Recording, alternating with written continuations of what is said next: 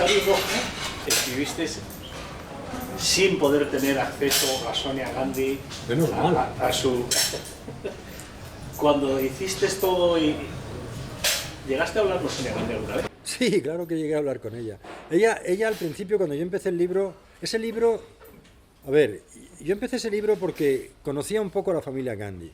Mi tío Dominique, cuando iba a Nueva York a lanzar un libro, venía con una cohorte de 100 periodistas o de libreros, y Indira Gandhi les recibía, porque era francófila y le gustaba dar su discursito en francés, de hablar con textos franceses, y bueno, era un momento, digamos, importante del viaje, ¿no? Entonces yo había estado en esa casa, yo conocía, y a mí me fascinaba siempre el personaje de la italiana, o sea, la europea, nuestro punto de vista, viviendo en la primera familia de la India. Y un personaje que siempre había estado totalmente denostado, porque era la que había pegado el braguetazo, hablaban fatal de ella, no tenía estudios universitarios, la italiana ignorante, en fin, decían cosas terribles. Pero no había final. Yo digo, me encantaría escribir la historia de la familia Gandhi a través de ella, pero ¿cuál es el final de ella? No había final.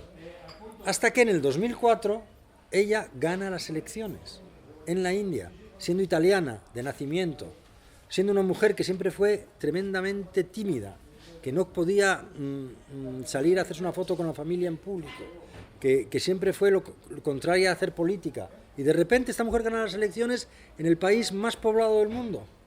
O sea, que no estamos hablando de la República de San Marino. Todos mis respetos si hay alguien de la República de San Marino. Estamos hablando de un país de 1.300 millones de habitantes y gana una italiana que nunca quiso hacer política. Entonces, el arco dramático de esa historia era genial, porque era de mujer europea que solo quería tener una vida familiar estable y quizás ser azafata de Alitalia, a ser una de las mujeres más poderosas del mundo, si no la más poderosa en algún momento. ¿Cómo se hace eso? Era un arco que iba de mujer occidental a mujer india. Entonces yo eso lo vi, y yo eso creía tan fuerte en ello, que dije, yo este libro lo hago por encima de mi cadáver. Entonces cuando empecé, me pusieron trabas inmediatamente y me hicieron comprender que gente mucho más importante que yo lo había intentado y que les habían dicho que no, y habían abandonado el proyecto. Y lo intentaron conmigo, pero yo seguí, porque ya había invertido tiempo y yo lo veía muy claro. Yo la historia la veía muy claro. Entonces, vale, no me dejas entrevistarte, no puedo entrevistar a nadie de tu círculo, porque nadie se va a poner a mal con la mujer más poderosa del país, pues voy a intentar eso, el segundo y el tercer círculo de conocidos, a ver cómo consigo una grieta en esa fortaleza. Y la conseguí cuando la secretaria de Sonia Gandhi me dio la primera entrevista. Claro, una secretaria sabe un huevo de los jefes. Y esta mujer había vivido 20 años con Indira Gandhi y sabía todo de la familia. Yo quería el detalle humano para poder, porque lo otro ya estaba, pero el detalle humano es lo que me faltaba. Que cuando decidían invitar a Mitterrand a cenar o a Gromyko, ¿cómo se organizaba esa movida? ¿Quién iba a la compra? ¿Dónde iban a comprar la comida? ¿Quién preparaba el menú? ¿A qué olía la casa? ¿Cómo celebraban los cumpleaños? ¿Cómo se llevaban las nueras ahí dentro? ¿Cómo era el equilibrio? O sea, todo lo que era la familia. Eso es lo que hace la novela, la familia, la cosa humana. Porque el resto, la vida política, se sabe, está por ahí. Eso se puede recopilar. Y eso poco a poco, porque luego Usha Bhagat me dio el nombre del jardinero, del jefe de seguridad, de tal, de cual. Y poco a poco fui pudiendo pues recomponer este puzzle de lo que había sido la vida de esta gente allí, de los grandes... porque claro, es una épica muy grande, porque es toda la historia de la India también, de la India desde la independencia hasta nuestros días. Y lo conseguí. Y claro, le sentó fatal al final.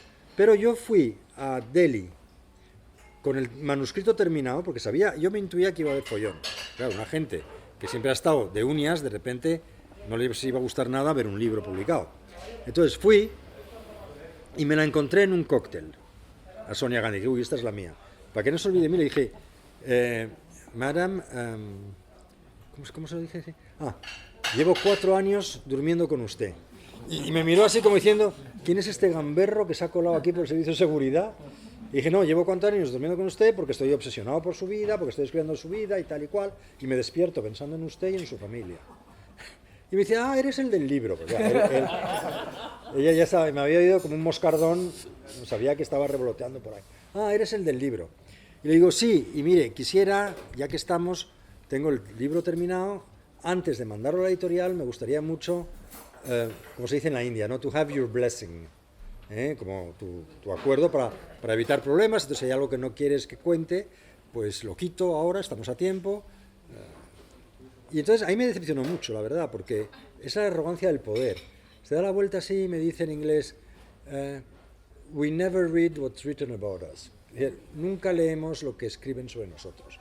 Como diciendo, nosotros los Nehru no nos vamos a rebajar a leer lo que una mierda de pequeño escritorcillo español como tú haya podido escribir sobre nosotros. Eso era el mensaje subliminal. Entonces dije, muy bien, pues estoy libre.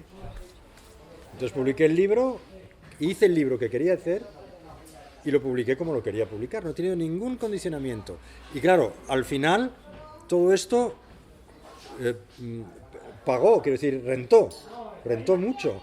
Y me di cuenta que es mucho mejor no haber sido nunca amigo de Sonia Gandhi que haberme hecho amigo. Me hubiera hecho amigo, me hubiera boicoteado el libro a la mitad. Porque si te haces amigo, ¿cómo vas a contar lo del cuñado que ponía los cuernos a la hermana, que lo sabía todo de él y tal y cual? ¿Cómo vas a contar lo del hijo? ¿Cómo vas a contar lo de la hija que se casa con un tipo que es un corrupto? Pues le preguntas por lo menos, ¿no? O no lo cuentas, porque ya el propio hecho de ser amigo ya te inhibe. Oye, al no me haber hecho ni caso y al haberme tratado fatal, me han dado libertad. Y quieras que no, la libertad cuando estás escribiendo una biografía es fundamental, porque una biografía autorizada es siempre un poco coñazo, porque siempre tiene algo de... Si es autorizada es que le debes algo. Es que a cambio de la información que te da, tú vas a hablar bien de él. Si no, no es autorizada. Las buenas biografías son las que no son autorizadas, que son más difíciles de hacer porque tienes que currártelo como puedas. Pues como yo, por detrás. Entonces, claro, así le sentó de mal luego cuando salió. Cabreo monumental. Me mandaron a las huestes de las juventudes del Congreso a hacer manifestaciones, porque no solo fue aquella, fue un montón de manifestaciones. Si había, en el mes de junio aquel, todos los días las portadas de los periódicos hablaban de eso, como si no hubiera otra cosa que hablar en la India, donde se mueren de hambre. Ah, el sale rojo, el sale rojo. Bueno. Y ahora se ha quedado ahora un poco como... Además en la India se ha quedado la imagen de que me prohibieron la publicación. No la prohibieron nunca. Legalmente nunca hicieron nada. Asustaron y la congelaron. Pero como perdió el poder, pues ya está, ya, ¡buah! Barra libre. Fue una cosa rarísima. Bueno, eso lo haces cuando eres joven también, porque si no, hacer un libro a la contra cuesta mucho. Ahora no lo podría hacer, yo creo. Porque estás haciendo algo que está en contra de todos. Pero bueno, venía de un buen éxito, de Pasión India, y dije, esta es la mía, porque sí que veía la historia. Es que la historia es buenísima independientemente del libro. La historia de Sonia Gandhi es una historia buenísima. Pues cambio de culturas, un arco dramático muy fuerte, la transformación de una mujer, la transformación de un país, la historia de una familia, es que tenía todo. Es una gran historia, es buenísima. Y eso no iba a dejarlo pasar, yo soy un cazador de historias. Cuando veo una, la agarro a ella hasta que puedo. Porque no hay muchas por ahí. Cuesta encontrar, porque a mí lo que me gusta es recrear una historia que sea interesante de por sí. Es que si no me interesa a mí, ¿cómo se va a interesar el lector por lo que escriba? Y entonces, de todos los personajes que has tratado en tus libros, ¿te quedas con uno o son todos para ti? Que es como, son todos mis hijos, vale. Muy no, bien. Es que es muy difícil, porque todos son interesantes. Yo me acuerdo, el doctor Sethi, el que inventó el pie de Jaipur, que es el título de mi segundo libro. El pie de Jaipur es la prótesis más barata del mundo.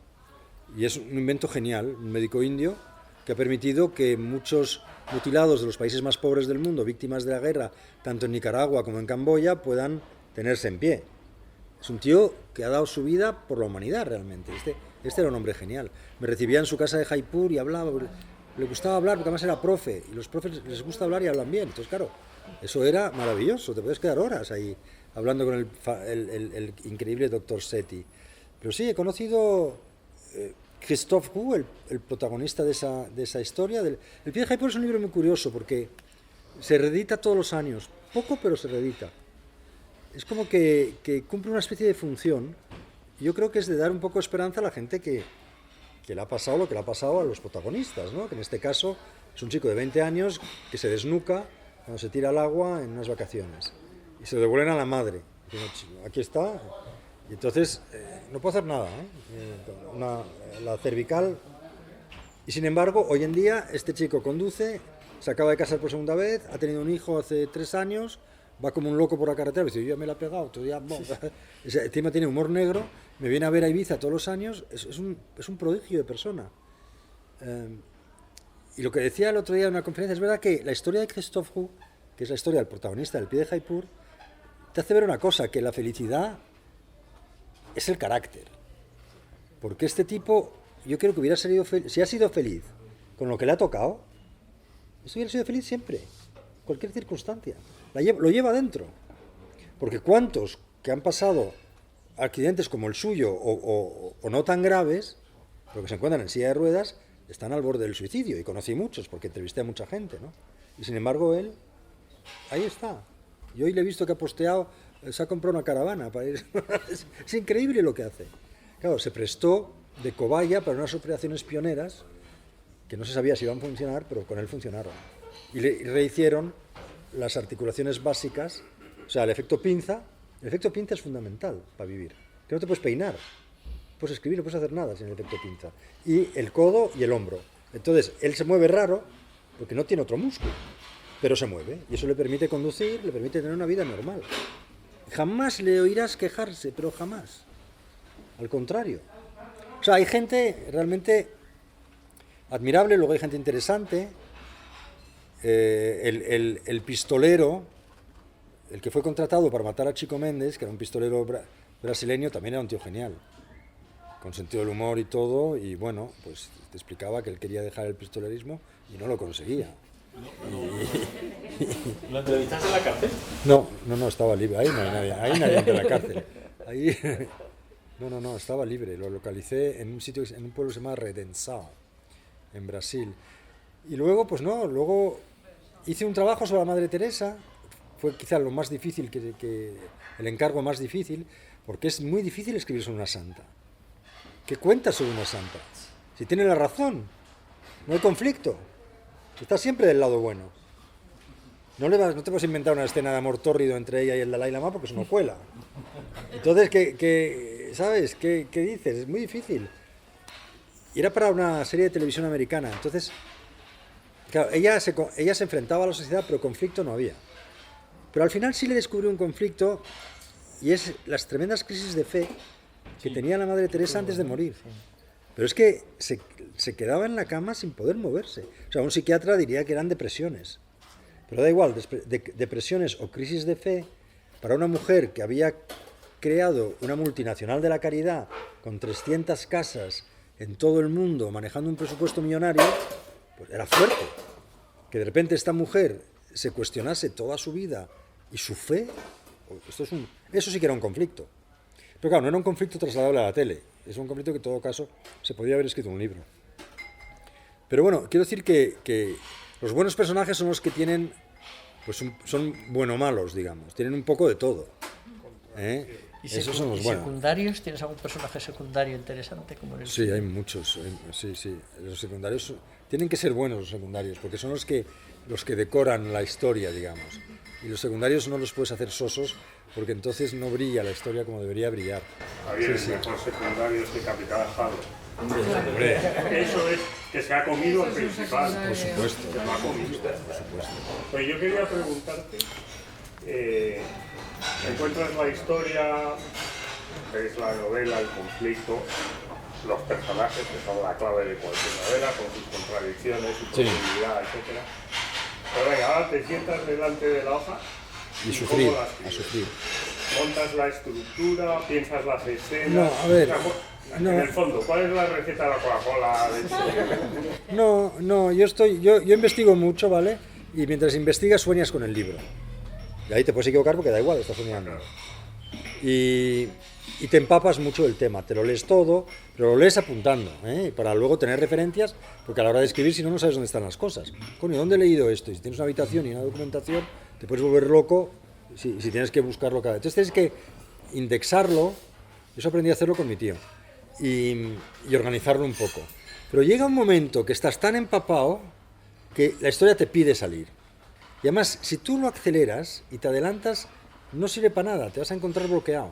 O sea, hay que dejar ahí que madura, y llega un momento en que te pide el cuerpo, te lo pide el cuerpo. Y entonces ahí ya lo único que funciona es la autodisciplina. Ahí te tienes que encerrar un año y medio, el tiempo que haga falta, y pum, pum, pum, de 7 a 1 y de 4 a 8, como un monje, hasta que acabas. Porque si no, no te sale. Porque una novela es un ejercicio de una concentración intensa en un periodo de tiempo muy dilatado. Entonces es agotador, es mentalmente agotador. Y para eso tienes que... el mayor aliado es la rutina, pero una rutina germánica, de verdad. Entonces yo trabajo bien las 3 primeras horas del día, porque como estoy más descansado es cuando más creativo puedo estar. A partir de la tercera, cuarta hora ya me empieza a costar. Y por la tarde lo que hago es corregir lo que he escrito por la mañana. Es como Flaubert un poco, ¿no? No sé cómo era Flaubert. Flaubert se releía en voz alta y se tachaba casi todo lo que escribía. Y Sí, eso hay que hacerlo. Sí, lo vas pasando, le pasas vueltas, hasta que ya lo vas puliendo, pero es un poco una condena, te quiero decir, que es lento, ¿eh? Es lento, es laborioso, y cuando llegas al final... Entonces, hay una parte muy bonita, que es muy gratificante, y es que el principio es un horror, porque empiezas muy contento a escribir, pero te das cuenta enseguida que no sabes si has empezado bien. Yo muchas veces llegado a la página 100 y he tenido que romperlo todo y volver a empezar. Y la página 100 son 3 meses de trabajo. Entonces, hombre, no lo tiras todo porque luego lo usas en otros sitios, pero tienes que volver a empezar. Entonces, el principio es horrible, pero si las piezas están bien colocadas y la estructura funciona, es un poco como una casa. Si los muros van rectos y no van hasta que se cae, si la cosa va bien, llega un punto, hacia la página 100, 150, en que ya por la noche ya no te preguntas qué es lo que toca mañana, qué escena toca mañana. Ya sabes la escena que toca porque los propios personajes te lo indican. Entonces ya no estás tirando tú del carro, sino que el carro tira de ti. Y esa sensación de haber creado algo a base de palabras y de pensamientos y de trabajo que empieza a tomar vida propia, es formidable. Es lo mejor de este trabajo. Porque hay un flujo, fluye. Ahora, para llegar a ese punto se suda y se pasa mal, Y hay que tener pero oficio. fluye. Y hay que Y luego, tener sí, oficio. y hay que tener oficio, y luego hay que ver que el final también acabe bien, porque el final es muy importante. Yo, si no hay un buen final, yo no empiezo a escribir, porque En alto. no vas a pasear un lector durante 15 o 20 horas que dura un libro para luego defraudarle. Al final, el final tiene que tener... Claro, y pasa mucho. Y luego hay otro momento tremendo que es cuando ya acabas, estás muy contento porque vas a poder tener vida normal otra vez, ir a por los niños al cole, salir, abandonas tu vida de monje y estás encantado, le das el manuscrito al editor y a la semana o cara empieza a tener un malestar muy grande porque claro, has estado viviendo 3 años con unos personajes y ya no estás con ellos, ya solo queda la vida cotidiana, que sea por el pan, que si no sé qué, que si el niño da por saco, que si el otro, que si el IBI, que no sé qué. Y claro, la vida se te empobrece. Y eso es, además lo he hablado con muchos colegas, les pasa todo lo mismo. Y lo pasas mal, sientes como una especie, bueno, es una depresión, obviamente, pero es un bajón. Es un bajón emocional, que es lo mismo que le pasa a un lector cuando está leyendo apasionadamente una novela que no quiere que se acabe. Pero eso son 15, 20 horas. Pero si estás 3 años con un tema, pues claro, el vínculo es enorme. La quieres acabar, pero no quieres que se acabe. Exacto, la quieres acabar, pero no quieres que se acabe. Pues y yo también, como escritor, quiero acabar el libro, pero en el fondo no quiero que se acabe esa relación con todos estos personajes. Yo he estado 2 años acostándome pensando en cómo olería el cuello de Sonia Gandhi siendo el novio de ella, ¿no? O esas cosas que uno piensa.